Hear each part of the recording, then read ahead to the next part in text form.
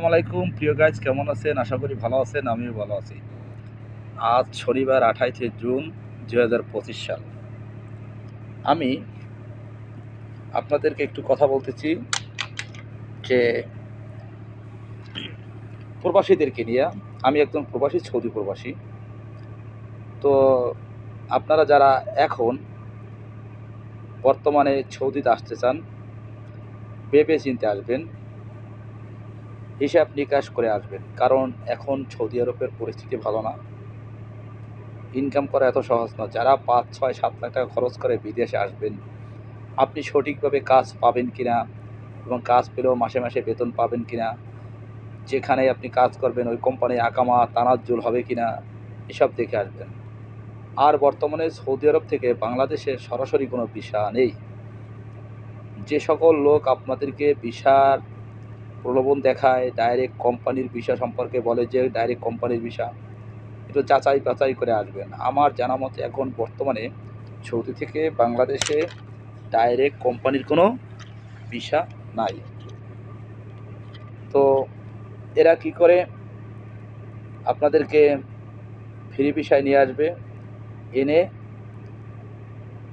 অন্য কোনো কোম্পানিতে তানাজ্জুল করার চেষ্টা করবে। তো আপনারা ভাববেন যে আপনি সৌদি আরব আসবেন কিনা। আর আসলে এখন কাজকর্মের অবস্থা খুবই খারাপ।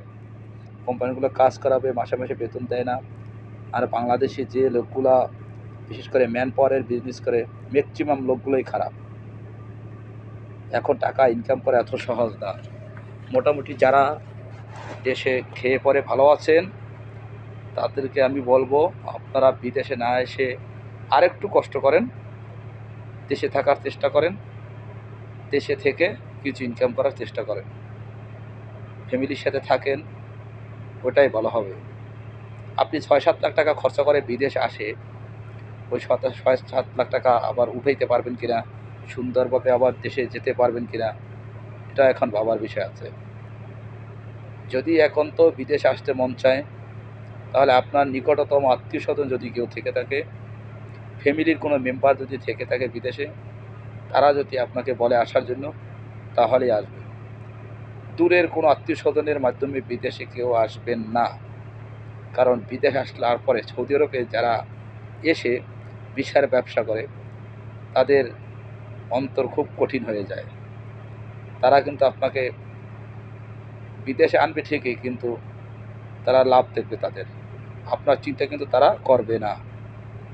অতএব আমি সবাইকে বলবো, যারা এখন বর্তমানে সৌদি আরবে আসতে চান, আসার আগে 100 বার ভাববেন যে 50 ডিগ্রি রোদের ভিতরে কাজ করতে পারবেন কি না। আপনি কাজ করবেন, বেতন পাবেন না, 2-3 মাস পরে পাবেন, এসব কষ্ট সহ্য করতে পারবেন কি না, এই চিন্তা ভাবনা করে বিদেশে আসবেন। আমার কথাগুলো যদি খারাপ শুনে তেতো লাগলো, আসলে সত্য কথা এটা। সত্য কথা যদি দিতে হয়, এটাই বাস্তব। সত্য কথা শুনতে খারাপ শোনায়, কিন্তু আসলে সত্য কথা একদিন আপনার ভালো লাগবে। এখন ভালো লাগে না। আপনি হয়তো ভাববেন যে আমি বিদেশে যাবো, এই লোকটা কী বলতেছে, যে আপনি বলতে এই লোকটা কী বলতেছে যে বিদেশে আসিয়েন না, আসলে আপনারা চিন্তা করে আসেন। এই কথাটা শুনতে হয়তো আপনার খারাপ লাগবে। আপনি হয়তো বলবেন যে আপনি তো গেছেন বিদেশে, বা আমি তো আসছি না জানি না, আমি আসিয়া একটা কাজ পাইছি অনেক কষ্টের পরে, আপনি পাবেন কি না এটা ভাবার বিষয় আছে। আর আমার কথাগুলো তখন ভালো লাগবে যখন এসে আপনি বিপদে পড়বেন, তখন বলবেন ওই লোকটা তো সত্য কথা বলছিল।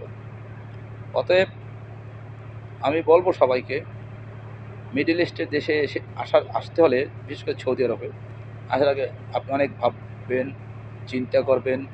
আসার আগে আপনাকে যে বিষয় দিয়েছে ওই বিষয়গুলো কোনো কম্পিউটার দিয়ে চেক করাবেন, যারা বিষয় সম্পর্কে ভালো বোঝে, কনফার্ম হয়ে তারপর আসেন। তাহলে আপনি ভালো থাকবেন। তা নাহলে আপনার ভালো থাকার কোনো উপায় আমি দেখতেছি না, কারণ বর্তমানে সৌদি আরবের পরিস্থিতি এত ভালো না। ধন্যবাদ সবাইকে। যদি আমার কথাগুলো কারো খারাপ লেগে থাকে, দয়া করে মাফ করবেন। আর যদি মনে করেন আমার কথাগুলো দিয়ে কারো উপকার হয়, তাহলে লাইক, কমেন্ট ও শেয়ার করবেন, আরও মানুষকে দেখার সুযোগ করে দিবেন। ধন্যবাদ সবাইকে।